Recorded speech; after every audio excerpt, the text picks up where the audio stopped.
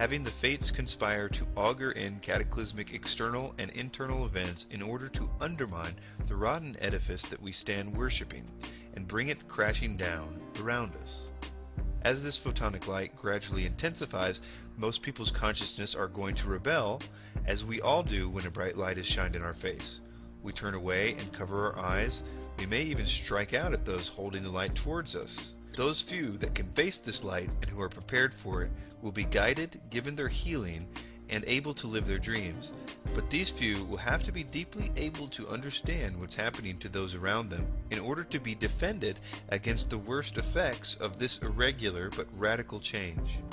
David Icke, another person who thinks that the 26,000-year precession cycle will somehow pass the Earth through a light nebula in 2012, says the following: "Then we can go into a stage 2, which is an incredible consciousness shift which is going to happen, and is happening for many people already, but it can happen for everyone if we open up to the knowledge of what's going on, and to do that, the edifice of oppression must go.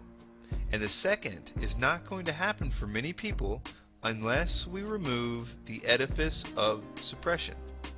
Because many people are going to think, what the heck is going on? And they're going to go through this great change in a complete fog of what's happening. Fear, oh my goodness, what's happening? Two things to do here. One is to start focusing on how the world is controlled, identifying it, removing it. Secondly, we can all concentrate on the transformation spiritually that is unfolding in the year 2012 and beyond. The following is a random channeling session that I pulled from the internet.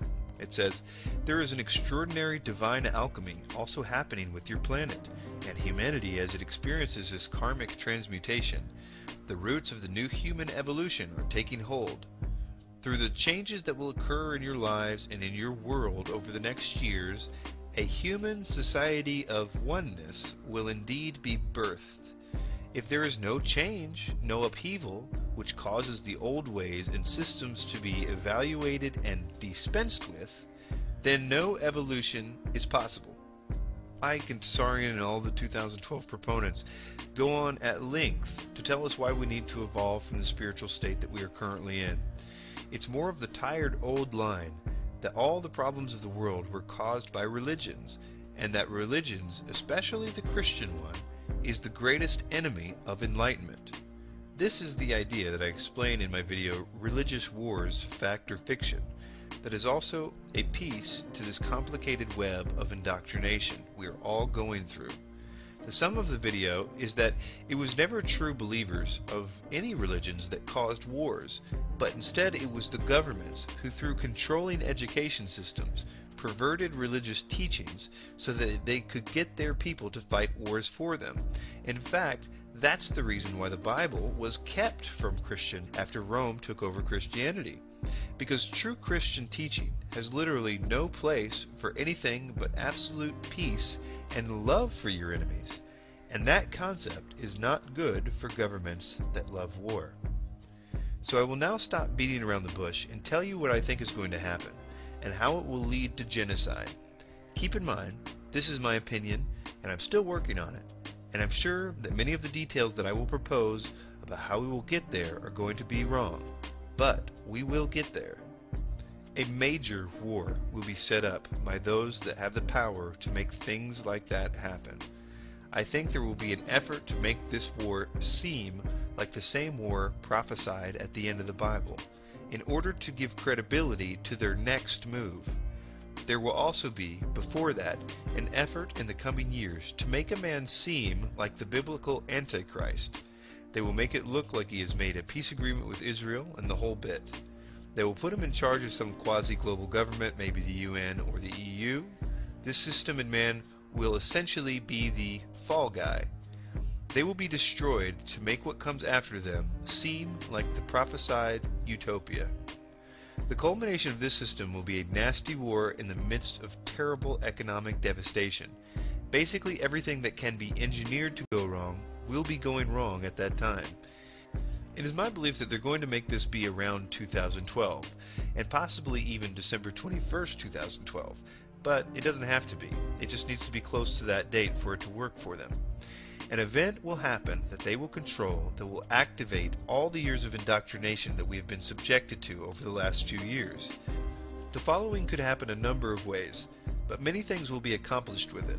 I have hypothesized in the past that it could be done with a false alien manifestation, where we are all saved from ourselves, just in the nick of time, by them. And I still think it will have something to do with this, i.e. extraterrestrials. One of the reasons is because it would also activate some of our other programming at the same time, namely that we have been, in the same manner as 2012, taught to think that alien existence equals no God. And so it would help us to go into the new system united with a new belief about our origins, as well as a worldwide rejection of God. This will be important later. This new religion will be one where man believes himself to be God, again activating years of latent programming. The aliens will encourage this belief by telling us that we aren't evolved like them, but that we too can be as gods, like them. And I will eat my hat if it is not claimed that they genetically created us, because that idea would finally give evolutionists a way to temporarily explain the DNA code, and the world would embrace this as a scientific truth. This is of course until someone asks the question, well, who created their DNA? The DNA code currently frustrates an honest evolutionist because the code betrays design. This would also be the best possible solution to the national sovereignty problems that a world government has had, as we would willingly give up our flags and constitutions, as we would now believe ourselves to be a part of a new galactic family, making national sovereignty obsolete. There is one more ingredient that will be added to the mix. This is the one that you will, if you understand theosophy, know that any utopia can't be complete without, i.e., the world teacher. In addition to the stated objectives, as of 1889, Helena Blavatsky purportedly had told a group of theosophical students that the real purpose of establishing the society was to prepare humanity for the reception of the world teacher when he appeared on Earth. This was repeated again, more publicly, by Annie Besant in 1896, 5 years after Blavatsky's death. In Blavatsky's own writings, the only reference to a similar idea indicated that it would not be for at least a century. The world will believe that an ancient avatar, or God, has returned to save them from themselves. He will possibly claim a relationship with some sort of extraterrestrial, but he will most importantly have in some way destroyed the patsy Antichrist. This person will activate another program that we have been given.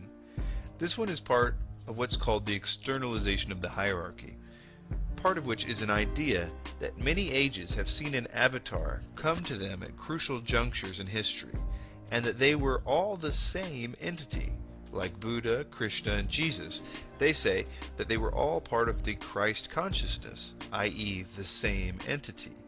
This will be a genuine God in the flesh, people will believe, and as a planet, we will like it a lot.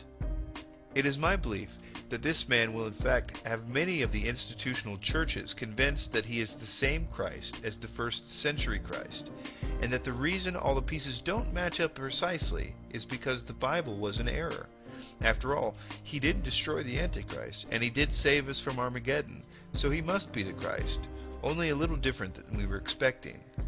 The lukewarm churches will embrace his message totally, as will the rest of the world. And like Hitler after World War I and the Treaty of Versailles, he will promise a brighter future than the one that people have just witnessed, one with no more wars, no religion, a new world order. We will give him the reins to this new technological utopia, but it is my belief that this will not be the end of bad things at all, but the beginning of the worst time in the history of humanity, one where this impostor will force the world, through a technological means, possibly a chip, to worship him. And this is why, in my opinion, when the disciples of the real Jesus asked him what his return would be like, he started his answer with this. And Jesus answered and said unto them, Take heed that no man deceive you. For many shall come in my name, saying, I am Christ, and shall deceive many. And ye shall hear of wars and rumors of wars. See that you are not troubled, for all these things must come to pass, but the end is not yet. My friends, every conceivable conspiracy has in some way or another been leading up to this event. It has all been preparation for this. This is a spiritual war, and there is a very powerful entity that wants to try to extract the worship from every human on this earth. For the first time, he has the infrastructure to control people in such a way to do this. All of the money systems and the geopolitics and the police state and the chemical poisoning of the planet have all played a role in preparing the world to be spiritually milked by this ancient cherub. But no matter how powerful he is, he and all his demons are still subject to the lowliest Christian, who has been given total power over all dark spirits, because the real Christ has given it to them, even though most do not understand what they have or use it. But this is why it is said, the spirit who lives in you is greater than the spirit who lives in the world.